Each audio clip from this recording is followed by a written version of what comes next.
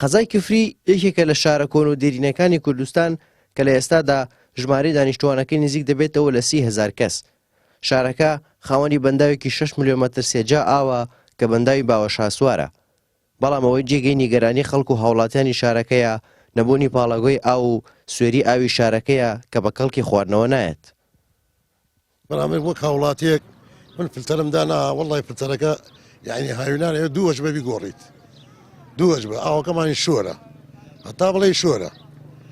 يعني ئەم هاوین من سێجا دووجا ئەبێ بیگۆڕم لای کەم دووجای گۆڕم وەڵا خلاصە ناتوانین ئەبێ بدەنە فلتەر لە فلتەر دەرچێ هێڵا بیخۆینەوە بێ فلتەر ناخورێتەوە ئاوەکە هەم شۆرە هەم پیسشە بەڵێرە وەڵا وایە کاکە.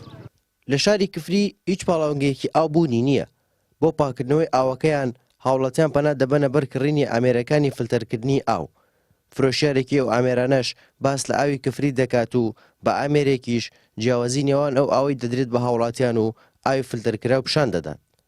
بە عام گەرمیان ئاوی زۆر خراپە بەڵام کفری بە تایبەت ئاوەکانی بیری ئەرکەوازیە زۆر پێویستی بە جیازی فلتەرەیە جاکە ئەڵێن زۆر هەتا بڵێ زۆر هێشتاکەمە. ئەمە گڵاسێکی ئاوی بۆڕێکە لە بیرە ئەرکەوازەکانی بۆ ماڵەکان ئەمیشە ئاوێکی فلتەرکراوە.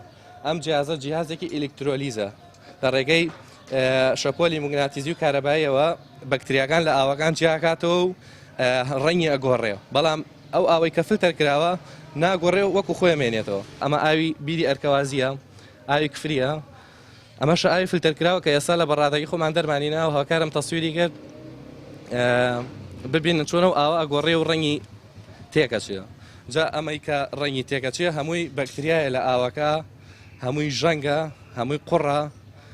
جا من ئەگەر هەنێک کەزیان بۆ دوکان فەحسەکەم ئەو ئاوە لە پێشچوانە ئەڵێن ئیتر خۆمانیش ناتوانین پێ بشوین. لای خۆشیەوە بەڕێوەبەری فەرمانگەی ئاوی کفری هۆکاری نەبوونی پاڵاوگە لە شارەکەدا بۆ چەند خەڵک دەگەڕێنێتەوە. بەم شێوەیە باس لە هۆکارەکانی نەبوونی پاڵاوگە و سوێری ئاوی قەزای کفری دەکات.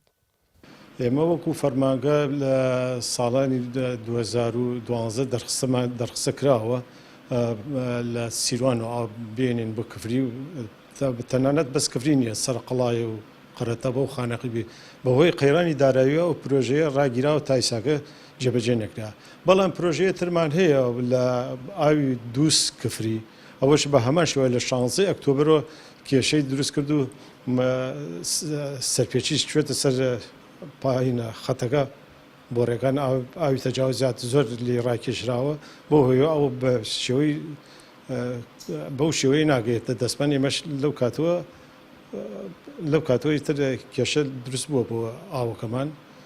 شاری کفری هاوشەوەی زۆرێک لە شار و شارۆچکەکانی تری هەرێمی کوردستان بەدەست دایان کێشە و کەموکورتیەوە داناڵێنن. نەبوونی پاڵاوگەی ئاو لە شارەکەدا هاوڵاتیانی تووشی چەندین کێشەی تەندروستی کردووە. هاوڵاتیان پێیان وایە حکوومەت شارەکەیانی پشتگوێ خستووە و وەکو پێویست ئاوڕیان لێ ناداتەوە. هارون ڕەشید، کەناڵی ئاسمانی پەیام، کفری.